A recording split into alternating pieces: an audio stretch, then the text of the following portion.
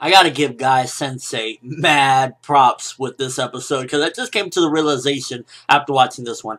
How many times throughout the years has he asked Kakashi, hey Kakashi, do you want to come have dumplings with us? And Kakashi would either just say nah, or not even bother to look. And in this one, he just gave him a dirty look, like an evil look. Like, if it was me, after so many times, I would have been like, alright, you know what? Fuck you. I'm not asking you anymore. Go eat a dick or something. So, I give him a lot of props, and I guess that's a lot to do with, you know, the whole springtime of you just never giving up on somebody, always doing the best you can. So, definitely I gotta give it to Guy Sensei for that, because I could not put up with something like that. Me trying and trying and trying consistently to, you know, help somebody, and they just keep on giving me the middle finger. So this week's episode definitely gave us a little bit more of just before the original Naruto series started. Kakashi pulling down left and right. No, you're not going to be a Genin. No, turning people down and whatnot. And it was all, you know, based on the whole thing with Obito and Rin. And I like how, to a certain degree, you could see that his friends, they just kept trying and trying. And you could even see Kurenai and Asuma after a certain point were even like, well, god fucking damn, you know, Rin and Obito, they were my friends, they were my classmates too, but eventually I grieved, and, you know, I'm normal now. What is it going to take with this guy? He has to let it go at some given point. And it was really only Guy, if you look at it, out of all of them, that he was not giving up on his friend regardless. And I really like that. It really kind of shows just what type of person Guy is, because throughout all the years he just kept going and going and going. And I think what was the straw that broke camel's back, where Kurenai and Asuma were just kind of like, you know what, fuck it already, was they were the ones that actually suggested, get him out of the Anbu third, please get him out of there, he's just getting darker and darker, why don't you make him a leader of some Genin or something like that. And even after them going there begging the third on their knees, and he was still acting that way and not accepting any new Genin, yeah, anybody would be like, okay, you know what, fuck this guy, like, you know, enough is enough, okay, we grieve, but you're still carrying this around too strongly, it was a long time ago, let it go. So you see that they were getting to a point where it's just like, I can't take it no more, except Guy. And again, I just feel like Guy Sensei, he's one of the reasons why Kakashi became from what he was, you know, just ready to die at any given moment, to actually somewhat enjoying life a little bit more, and a little bit more of a carefree person. But it wasn't entirely Guy, of course. One of the big things that this episode displayed was the thing that really got him over it is just seeing kids. And, you know, and life itself, when you're around kids, they could definitely make you a lot happier, because they're so innocent, and they look at you and they just, it gives you a good feeling to be nice with kids and stuff like that. So I really liked how you got to see the progression of where he was to where he is now. You know how Naruto starts off at the beginning? What if we would have got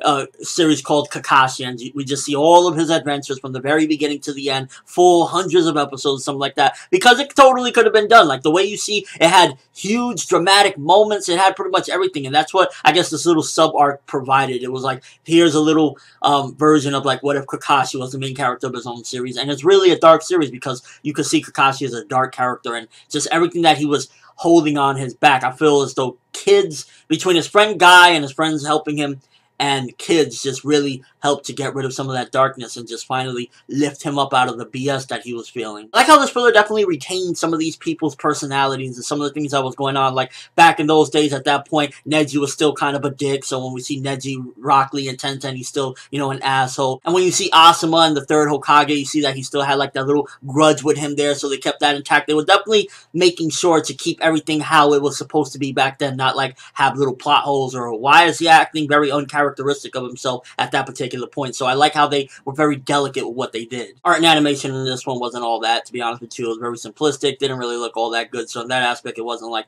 you know, through the roof with the art and animation. It was very simplistic, and for the most part, it wasn't anything special. And overall, good filler leading up to the Team 7 pretty much creation. You see next week's episode is going to be when he gives them the test and everything. And it just really was nicely molding stuff from Kakashi's past and what it carried over and what those bells signified, because it was kind of like that was his sensei's teaching, using those bells, so he kept it along, and just everything from Kakashi's past kept on moving over, and he took a lot of what he experienced in his life, and it shaped who he was, and it really felt truly very well done as far as the character of Kakashi and everything that happened in his past molding the person that he is today, and everybody around him molding who he is as well. Just, it really felt realistic, so to speak. So as a whole, good episode. I'm give this one 7.5 out of 10. It was pretty enjoyable. Some stuff we already know for the most part didn't really necessarily need, although it was a treat to see nonetheless. When Team Guy was formed, where you get to see Rock Lee, Tenten, and Neji, they went full force, and Guy was a lot less strict of a teacher than Kakashi. Kakashi was like, y'all don't want to act like a team? Get the fuck up out of here. Y'all don't want to act like a team? Get out of here.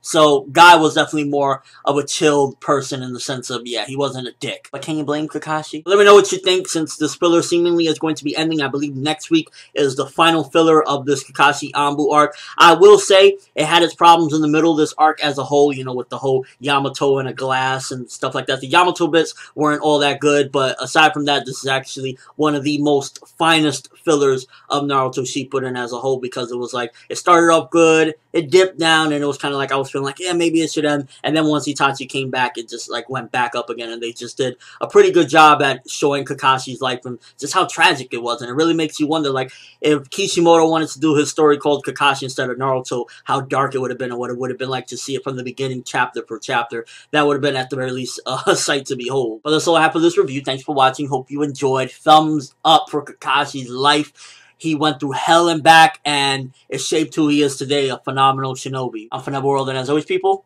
have an awesome day.